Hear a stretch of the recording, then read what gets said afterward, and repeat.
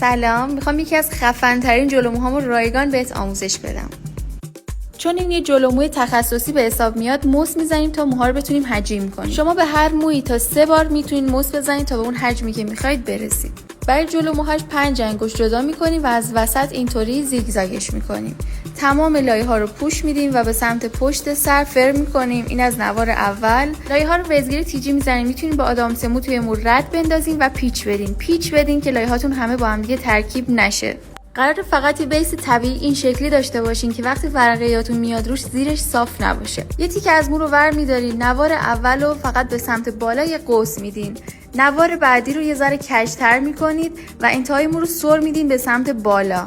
نواره بعدی رو مثل ورقه داخل صورت فرم میکنین، با این تفاوت که تهش فر میخوره میره بالا. ببین تو ریشه قفل میکنم، قوس میدم و حالت کششی به سمت بالا موج میدم. دقت کنین لایه هاتون اصلا نباید لوله‌ای باشه، حتما باید فرم کششی داشته باشه. برای هر جلوموی هواداری باید لایه رویتون پهن باشه ولی ضخامتش باید کم باشه. به خاطر همینه که همیشه با دیزاین و چیدمانش مشکل داشتیم. با یه لایه کار نکنین، حتما ریزشی جلومو رو نگه دارین.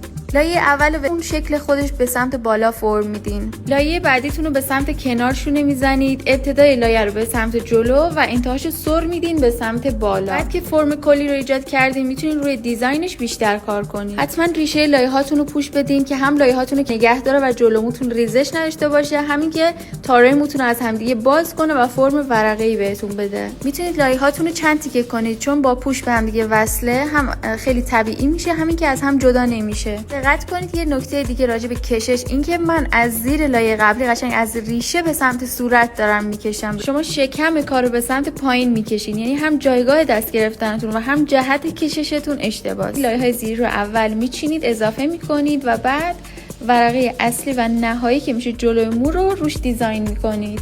و قسمت هیجان انگیزش از ریشه قشنگ به سمت جلو میکشین، همزمان ته لایه هاتون رو به سمت لایه های کناری میکشین. اینم از خروجی زیباش. هرچند خیلی از نکات تو ویدیو آموزشی جا نمیشه و سر کلاس خیلی با جزئیات بیشتری بهش میپردازیم. خودت میدونی دیگه، اگه کلاس از دست بدی ضرر کردی. پس تو کلاس محرم میبینمت.